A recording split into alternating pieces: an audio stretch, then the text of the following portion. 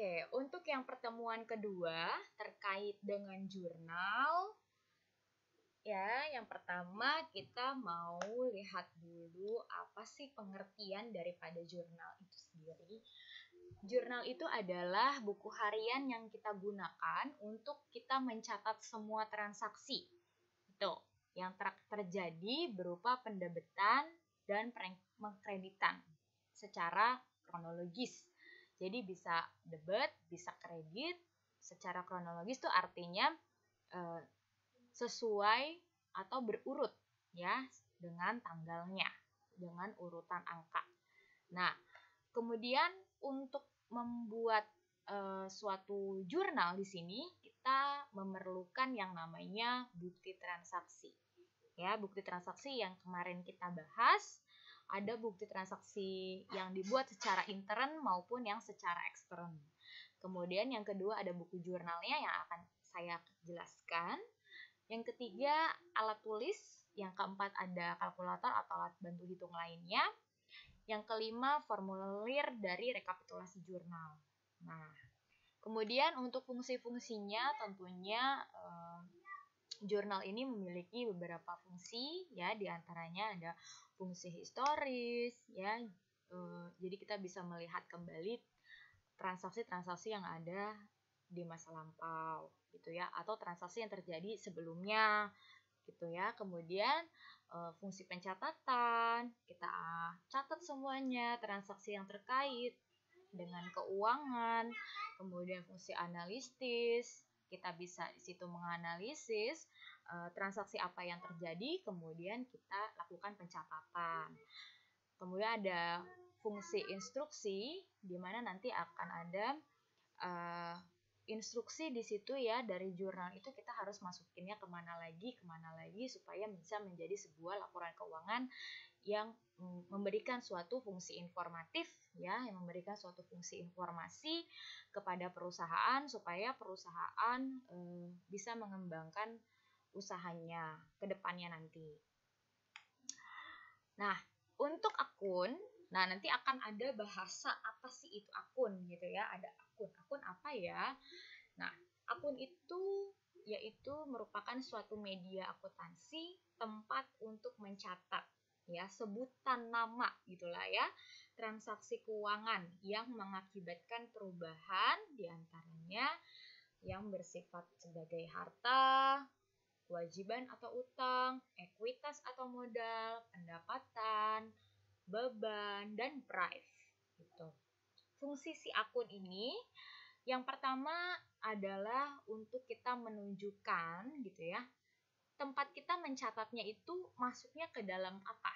Apakah dia masuk ke dalam harta, kewajiban, gitu ya, modal, pendapatan, beban, atau price. Yang kedua, nanti akan ada bertambah atau berkurang dari akun tersebut, ya, yang berkaitan dari harta, utang, modal, beban, price, gitu ya. Nah, kalau ada bertambah ada berkurang, nah nanti di situ akan terjadi perubahan angka. Gitu. Yang ketiga sebagai sumber informasi mengenai posisi di mana aktiva, pasiva di dalam harta atau neraca gitu ya.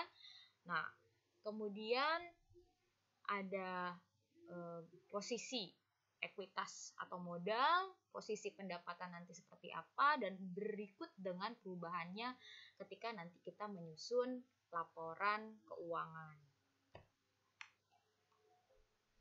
Nah, di sini akun-akun itu dibagi-bagi memang.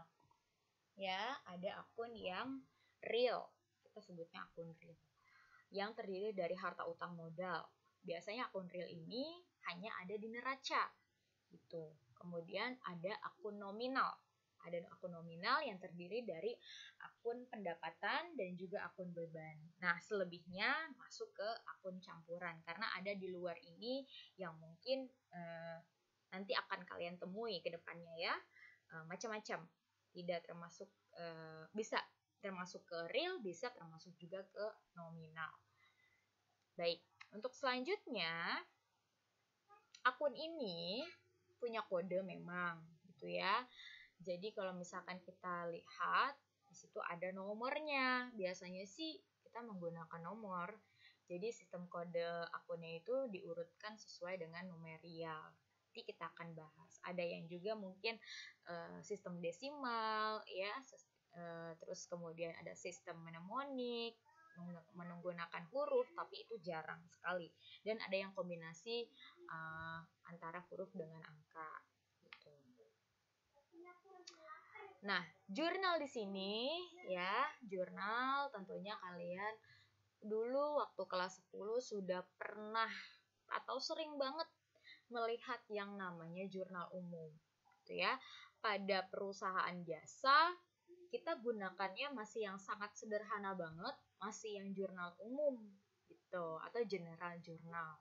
Jadi di jurnal-jurnal ini ya, atau biasa disebut dengan formulir khusus yang dipakai untuk mencatat setiap bukti pencatatan transaksi berupa pendebetan dan juga pengkreditan secara kronologis beserta penjelasan-penjelasannya. Nah, kalau yang namanya bentuk jurnal kan kita lihat ya. Di sini ada tanggal, kita masukkan. Di sini ada bulannya, tahunnya, kemudian di sini tanggal yang B gitu ya. Nah, kemudian ada nomornya. Kemudian akunnya apa? Gitu. Kemudian nanti masukkan refnya ya, terus debit, kredit. Nomor akun di sini bisa dimasukkan gitu. Kemudian nama akunnya apa? Nah, ini juga bisa dimasukkan. Nah, untuk nama-nama akun yang bisa masuk ke dalam jurnal umum itu berbagai macam ya. Semuanya bisa masuk ke jurnal umum ya. Karena terdiri dari harta, utang, modal, pendapatan, beban, dan price gitu. Tetapi dari semua nama-nama jenis akun ini, dia punya yang namanya sistem, ya, peraturan, di mana ada peraturan yang mengikat terkait dengan bertambah atau berkurangnya akun tersebut tentunya. Contoh di sini, ketika kita melihat sebuah akun harta atau biasa disebut aktiva, biasa disebut juga dengan aset, ini kata lainnya ya.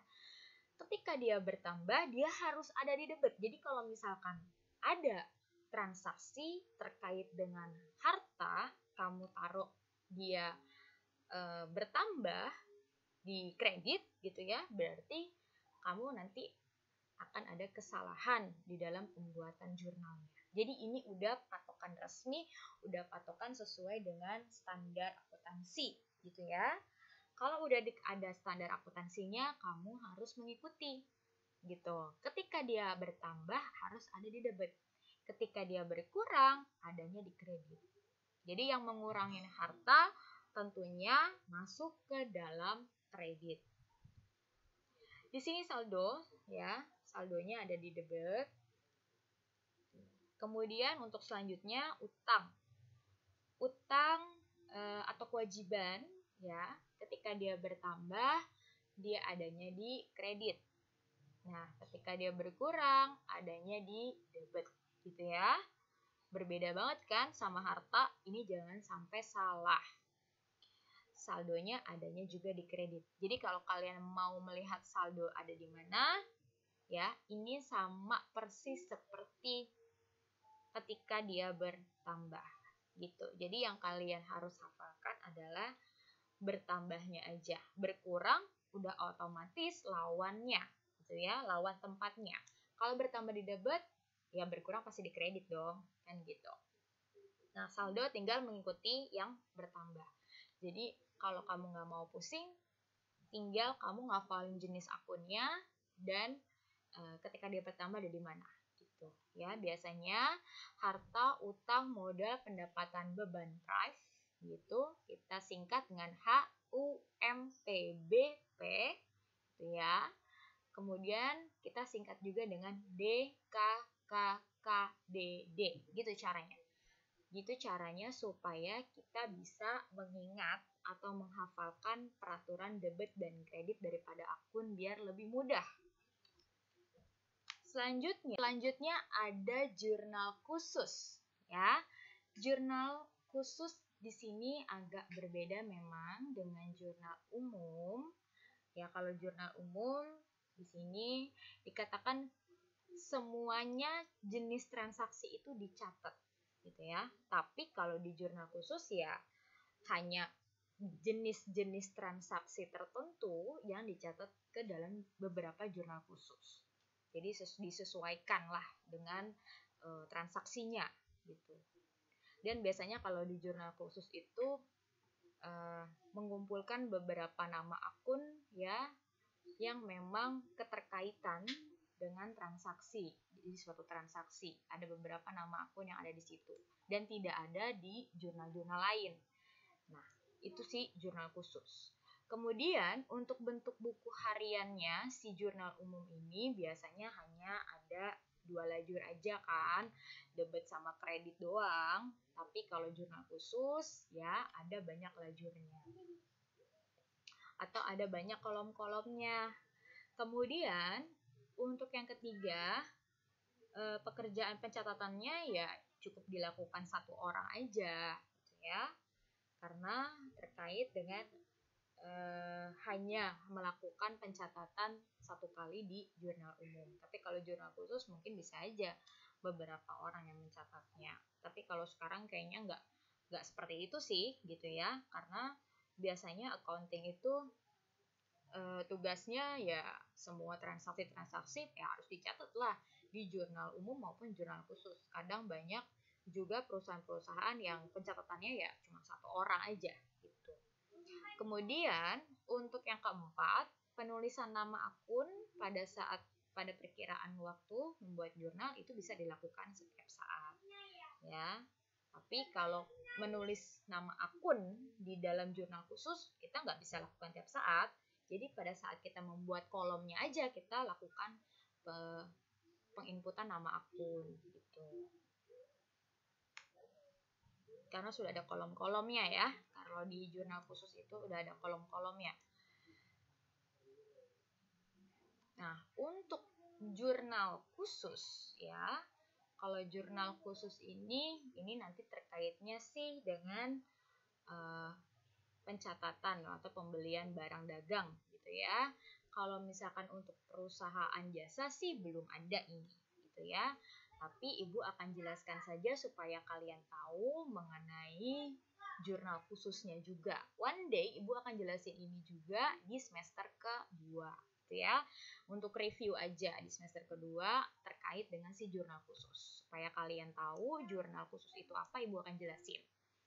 Nah, si jurnal khusus ini karena dia udah namanya jurnal khusus ya, otomatis dipilah-pilih nih pencatatannya gitu ya.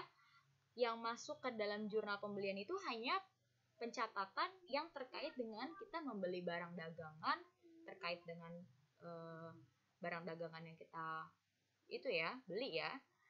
Secara kredit tapinya. Ya. Bisa dengan memasukkan di sini debit ya, debit pembeliannya itu berapa ya. Kalau kita membeli barang dagangan, kalau kita membeli sebuah perlengkapan masuknya ke perlengkapan, kalau kita membelinya peralatan kantor masuk ke peralatan kantor. Atau kalau di luar ini semua ya, di luar 3 akun ini masukkan ke serba-serbi. Nah, kemudian untuk yang ada di kredit, tentunya karena kita pembelian barang secara kredit, tentu ada utang. Gitu ya. Untuk jurnal penjualan hanya menyangkut transaksi penjualan barang dagang aja secara kredit. Ya. Di dalamnya hanya ada yang ada di debit itu piutang ya, dan ada di kredit itu penjualan gitu ya. Tapi ada juga jurnal penjualan yang mungkin nanti bisa lebih dari ini kolom-kolomnya, disesuaikan aja dengan soalnya biasanya gitu. Selanjutnya ada jurnal penerimaan kas. Jadi ini hanya khusus untuk kita mencatat semua transaksi penerimaan kas untuk perusahaan ya, tapi secara tunai gitu ya. Yang namanya kita menerima kas otomatis secara tunai kita catat dengan cara mendebet kas gitu ya. Kemudian jika ada potongan penjualan, masukkan. Kalau misalkan tidak ada potongan, berarti tidak perlu dimasukkan dong. Nah, kemudian ada piutang dagang gitu ya, ada piutang dagang. Kemudian ada penjualan di kredit. Nah, jika tidak tergolong ke dalam dua ini, piutang dan penjualan, masukkanlah ke serba-serbi. Untuk jurnal pengeluaran kas di sini, ya, jurnal pengeluaran kas ini ada utang dagang, ya, di debit. Kemudian ada pembelian. Jadi hanya menyangkut terkait dengan pengeluaran kas secara tunai aja. Gitu. Kalau yang tidak termasuk ke dalam pengeluaran kas terkait dengan pembayaran utang atau kita membeli barang, masukkan ke serba-serbi. Setelah itu yang ada di kredit, jika ada potongan pembelian kita, masukkan. Jika tidak perlu ya, kas otomatis berkurang karena ini adalah jurnal pengeluaran kas. Itu ya, tentunya kalian udah tahu tanggal, keterangannya tentang transaksi tersebut, misalkan UD Sangkuriang kah, nama PT-nya misalkan apa, boleh keterangannya menggunakan nama PT boleh ya. Kemudian ref-nya dari jurnal umum gitu ya. Nah, kalau misalkan kita menggunakan jurnal umum, tapi kalau misalkan ref-nya itu mau nomor daripada akunnya juga tidak apa-apa. Kemudian untuk jurnal umum memorial ya, untuk mencatat transaksi yang tidak dapat dicatat dengan jurnal khusus tadi seperti retur gitu ya, atau mungkin terkait dengan penyesuaian atau yang lainnya lah yang tidak termasuk ke dalam yang tadi gitu ya. Nah, ini cukup sederhana, tinggal kita masukkan tanggal, keterangannya misalkan tentang retur gitu ya. Kemudian nomor akunnya bisa dimasukkan di ref, kemudian debit dan kredit. Nah, ini kalau kita terkait dengan prosedur pembukuan dengan menggunakan jurnal khusus. Nanti ketika ada transaksi, kita masukkan bukti transaksi itu ke dalam jurnal khusus, disesuaikan masuknya ke jurnal khusus yang mana, baru masuk kita posting ke buku besar sesuai dengan akun-akun masing-masing dan kita buatkan neraca saldonya.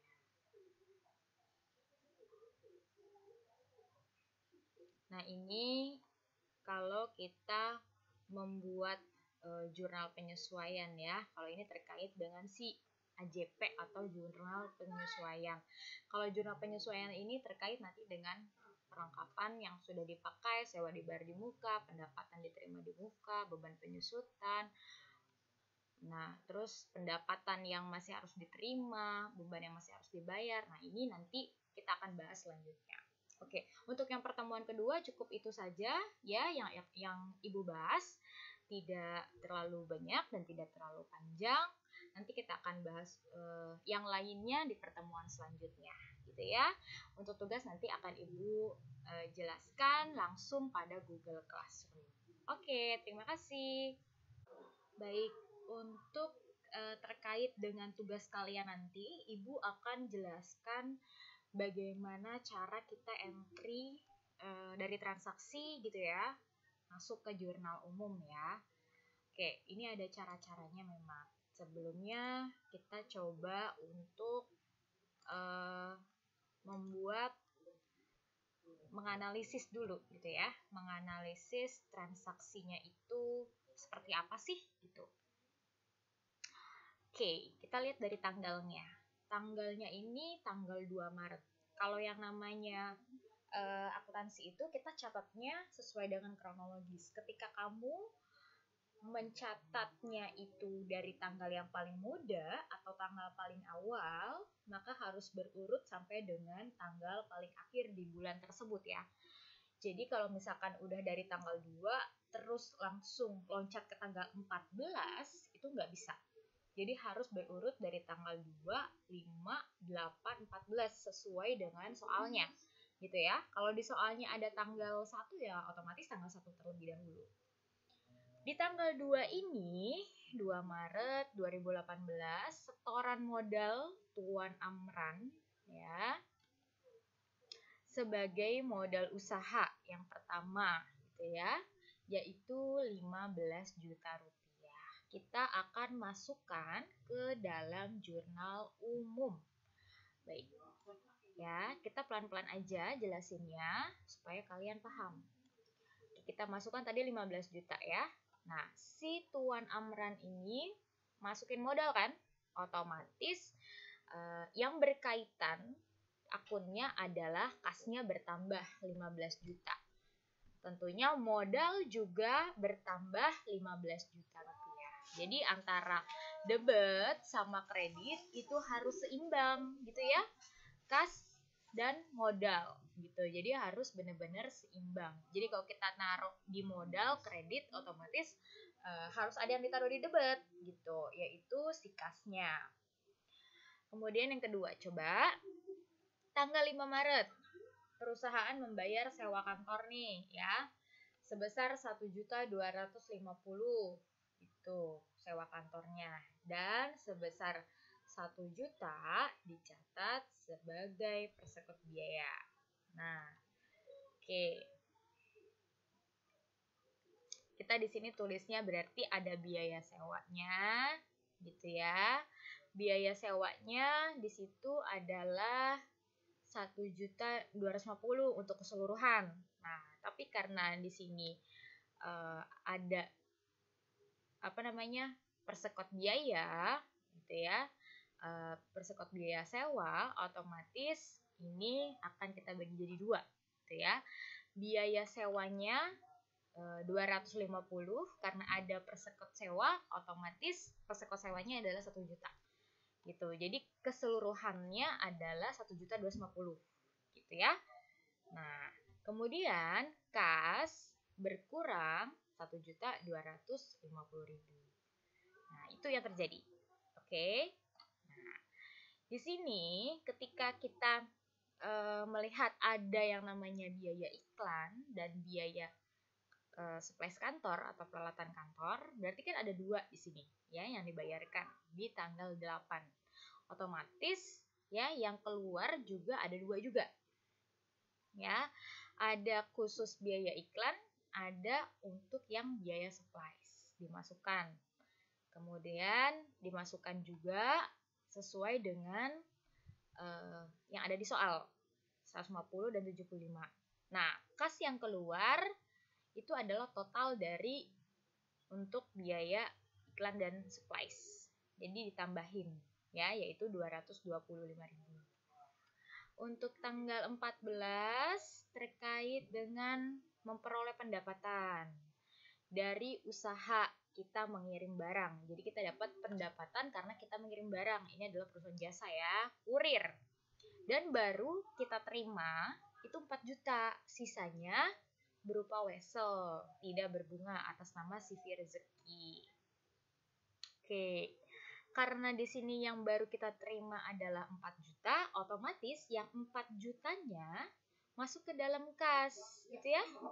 Nah, kemudian untuk yang selebihnya, gitu ya, karena ada 5 juta selebihnya berarti kan piutang kan? Itu masuk ke piutang wesel ya, 1 juta. Kemudian pendapatan ya yang ada di kredit atau pendapatan yang bertambah tetap jumlahnya adalah 5 juta yang diterima. Oke. Lanjut ke contoh soal berikutnya. Ya, misalkan tanggal 20 Maret nih. Perusahaan membayar biaya listriknya, biaya listrik dan air gitu ya. Masing-masing 200 dan 75.000. Kita juga masukkan dua-duanya ke tanggal yang sama. gitu ya. Jadi 20 Maret ada biaya listrik, ada biaya air. Karena kita langsung membayar kedua-duanya, maka dari itu totalnya juga ditambahkan, kemudian ditaruh di kredit sebagai kas yang berkurang karena kita membayar biaya listrik dan air. Kemudian di tanggal 22, perusahaan menerima pelunasan piutang. Kalau kita menerima piutang, ya kas kita otomatis dong bertambah karena yang namanya piutang itu adalah pendapatan untuk kita juga atas pembayaran utang dari CV lain atau perusahaan lain gitu ya. Nah, bagi kita itu adalah piutang, tapi bagi perusahaan lain atau CV lain itu adalah utang. Ya, jadi buat kita itu adalah harta, ya. Kasnya bertambah 2.500.000 dan piutangnya bertambah, gitu ya. Karena melunasi. Kemudian untuk yang tanggal 26 tentang pengambilan uang perusahaan oleh Tuan Amran untuk keperluan pribadi. Kita catatnya berarti kalau untuk keperluan pribadi prive gitu ya. Prive-nya bertambah 1 juta dan kasnya berkurang 1 juta. Oke. Nah, inilah cara-cara kita dalam memasukkan dan menganalisis dokumen transaksi maupun transaksinya secara langsung gitu ya. Kita mau memasukkan ke dalam jurnal umum. Nah, kemudian untuk selanjutnya ada di tanggal 29 Maret. Nah, 29 Maret ini perusahaan membayar angsuran. Ya, angsuran utang kepada bank 3.500.000 serta bunganya 250.000. Kita mau masukkan, berarti caranya apa? Karena kita perusahaan ini membayar angsuran utang yang ada di bank gitu ya, otomatis yang utangnya ini tentunya akan berkurang gitu ya, bukan jadi malah bertambah karena kita membayar. Kalau utang yang berkurang otomatis adanya di debit. Nah, di debit sebesar 3.500.000. Karena ada bunga di sini, tentunya harus kita bayar gitu ya, biaya bunga atau beban bunga sama saja, yaitu 250.000. Kalau biaya atau beban adanya bertambah di debit. Karena kita melakukan pembayaran perusahaan gitu ya, otomatis kas perusahaan akan berkurang sebesar dijumlahkan 3.500.000 dengan 250.000. Yaitu 3.750.000 yang ada di kredit. Gitu. Kemudian untuk yang tanggal 31 Maret ada gaji karyawan untuk bulan Maret sebesar 2.500.000. Tapi di sini dikatakan apa? Dan baru dibayar setengahnya. Sisanya akan dibayarkan pada bulan Maret 2018. Nah, di sini berarti ada hutang gitu ya, ada utang gaji. Beban gajinya tetap 2.500.000. Kalau dibagi 2 kan berarti 1.250.000 kan. Nah, 1.250.000 itu terkait dengan utang, masih jadi utang karena belum dibayarkan, dan yang ada di kas yaitu 1.250.000 yang udah keluar. Jadi baru dibayar setengahnya aja. Ya tetap, tapi kita tambahkan sebagai beban adalah 2.500.000.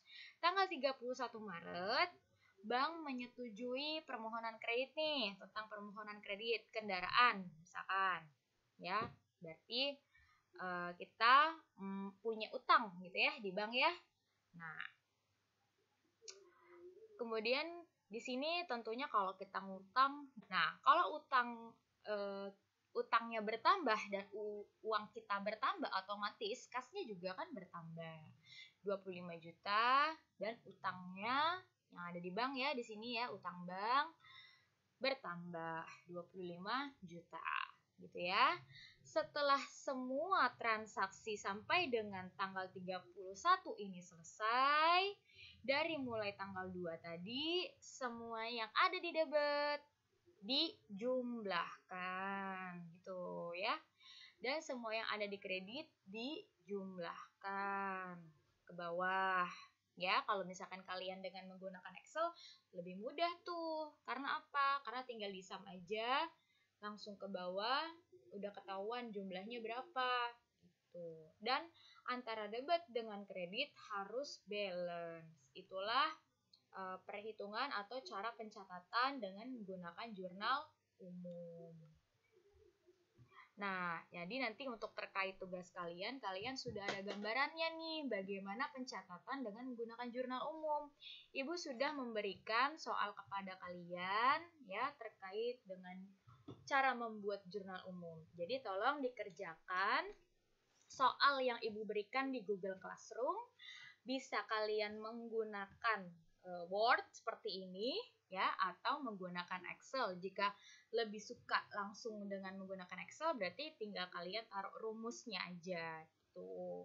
Biasanya kalau dengan menggunakan Excel jauh lebih mudah karena kalian nggak perlu ngitung dengan menggunakan kalkulator lagi gitu ya. Nah, nanti tugas tersebut harus dikirim melalui Google Classroom ya dan klik diserahkan ke Ibu. Jadi Ibu bisa tahu siapa yang sudah menyerahkan tugasnya. Untuk yang belum memahami cara penyerahan atau input tugas di Google Classroom, kalian bisa lihat tutorialnya banyak sekali di YouTube ya. Jadi kalau misalkan kalian pengen ngeliat bagaimana tutorialnya, silahkan cari aja di YouTube gitu. Oke, sekian pertemuan hari ini. Wassalamualaikum warahmatullahi wabarakatuh semuanya.